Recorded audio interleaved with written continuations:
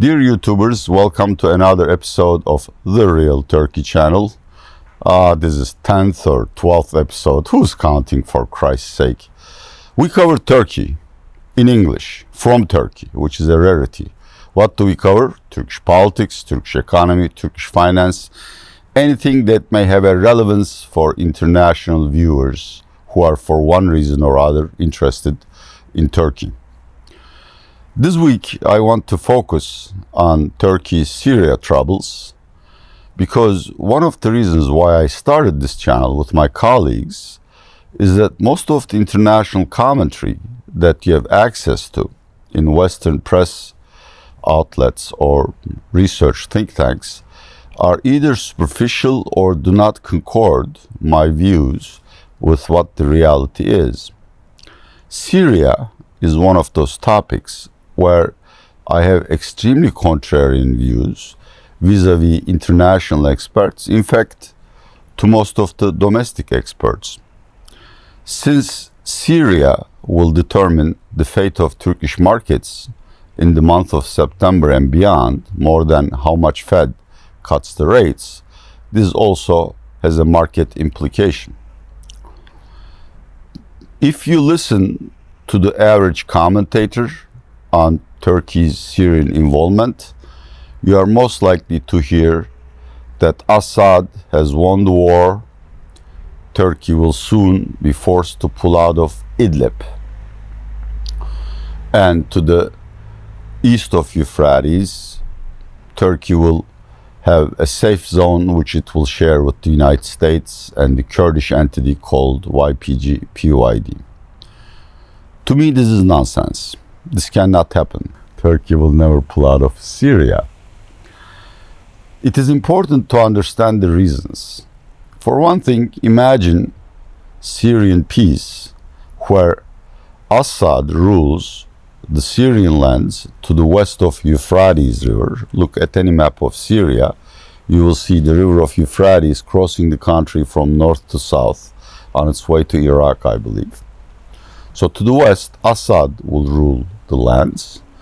To the east, there would be some kind of a compromise between Assad and the Kurdish entity, perhaps something similar to northern Kurdish semi-independent republic. While this sounds sensible to most people, it is completely unacceptable to Turkey. The reasons are as follows. First, Assad is Turkey's sworn enemy because we are the primary reason why the war is still going on. Assad and Russia would have defeated the rebels, their opponents, had Turkey not intervened and occupied Afrin, Al-Bab, and the areas towards the Euphrates River. Assad will probably not give Turkey a share of Syrian reconstruction pie, and there is serious concern among Turkish policy establishment that to get even with Turkey, Assad will provoke or support secessionist or terrorist activities in Turkey. The east of Euphrates and the establishment of a proto-Kurdish state presents even bigger problems for Turkey. I have nothing against Kurds and their desire to live in a land of their own. The Kurdish predominant political and military entity to the east of Euphrates is called YPG-PYD. And even though I'm trying to be as unbiased as possible, it has organic links to Turkey's nemesis PKK terror organization. Therefore, half of Turkish-Syrian border ruled by a state which openly supports and embraces PKK simply means the current terrorist activities limited to southeast of Turkey and to some eastern provinces may spread to Turkey's eastern provinces all the way to the Mediterranean coast. This is not something that Turkey will be able to deal with. Terror wars, guerrilla wars are extremely expensive and difficult to execute, and a whole new geography where PKK can recruit new militants, guerrillas, whatever expression you wish to use, and then send them to Turkey makes Turkey's southern part indefensible. But there are other, more realistic reasons. Currently, there are roughly 4 million Syrian refugees. I have always believed that refugees add to a nation's wealth and cultural diversity. Unfortunately, the Syrian refugees have arrived too quickly in such a large numbers that they constitute a major problem to low-wage earners, to social cohesion, and in many ways, their practice of Islam is not similar to the practice of our Islam. Therefore, there are constant clashes. More importantly, thanks to President Erdogan's generosity, Syrians, even though they are not citizens, are entitled to get all the welfare benefits that the average Turkish citizen gets. That means they can use free hospital services, attend schools freely, and some of them do get stipends if they are extremely poor. I'm not claiming Syrians in Turkey are doing very well. There's poverty and abuse by bad bosses, but the government does try to help them. Unfortunately, when we look at the polls prior to the municipal elections, one reason AKP lost the elections is because of its support of Syrian refugees. The participants in the polls listed their main concerns: unemployment, economy, and always, in every poll, the number 3 concern was Syrian refugees. So Turkey needs to send these refugees back in a legal and orderly manner. Unfortunately, if Assad rules Syria, he will give no role or say to the opposition. This is a man who has willingly kicked more than half of its population out of the country and really doesn't care much about their well-being, seeing how barrel bombs and chemical weapons are used to push rebels away from critical territories. And a Syria ruled by Assad will never accept Syrian refugees. Syrian refugees will never feel safe enough to go back to Syria. Therefore, Turkey must stay in Syria, defend the Idlib province, and make sure that the war lasts until Assad capitulates and agrees to a fair and equitable peace agreement, which means a semi-democratic government where rebel factions are appropriately represented and there is some kind of international supervision mechanism which assures that when Syrian refugees go home, they are not discriminated against and that they are provided with the basics of living.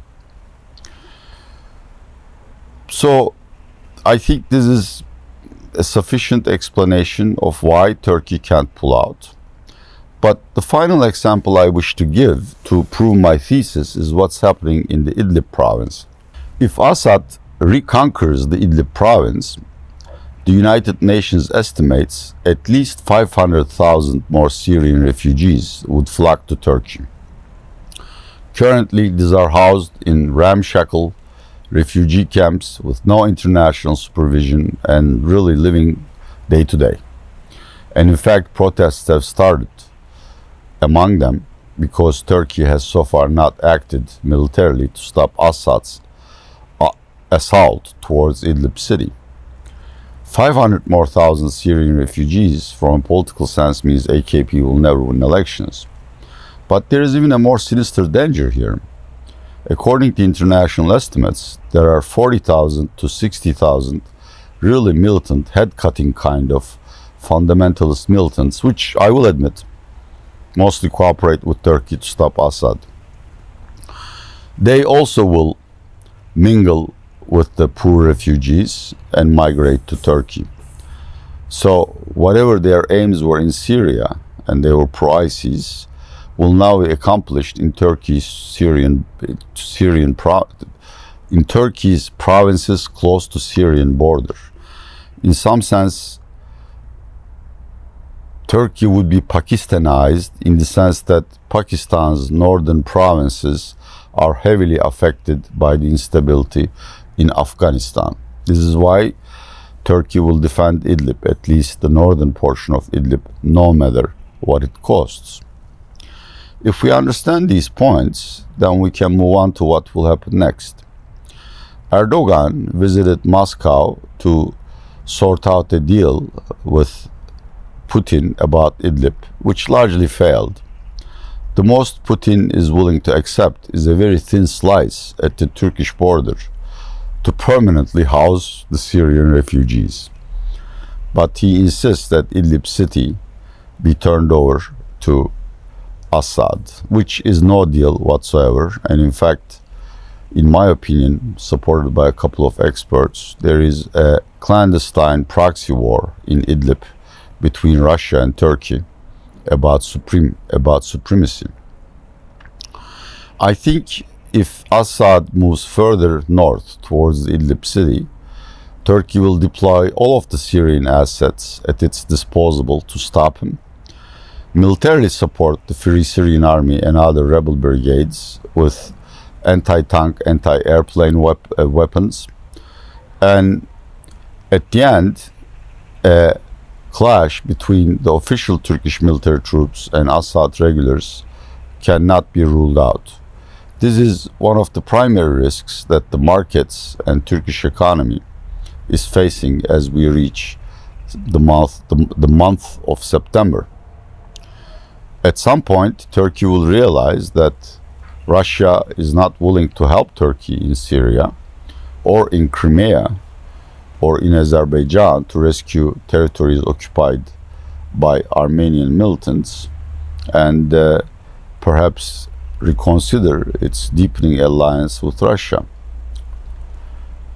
To the to the east of Euphrates River, the negotiations between Turkey, United States, and indirectly with the Kurdish entity were going well up until Friday, when Mr. Erdogan suddenly burst out that he is running out of patience, and if a final deal cannot be concluded within 2 to 3 weeks, Turkish military will start a third campaign to occupy the lands it considers vital to its security. Some experts claim Erdogan has become suddenly jingoistic because he's under very difficult pressures in the domestic politics. He has new rivals, Ali Babacan, Professor Ahmet Davutoğlu, which is a fair statement. But I think not only Erdogan, but the entire military security establishment is in accord, thinking that the current deal offered by the United States is not satisfactory. The points where we disagree with the United States and his allies is that they do accept the safe zone, but this safe zone would be patrolled by United States and Turkey, and Turkey's idea of resettling Syrian refugees there is not practical, will not be accepted. For Turkey to achieve its goals, this area needs to be resettled.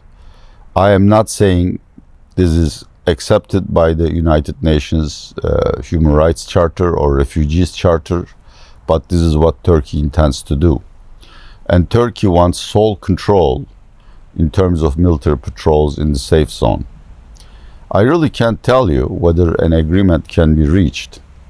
It is my view that the friendship between Erdogan and Trump is very deep, and between the two of them, they would hash out a solution which would preclude a military campaign.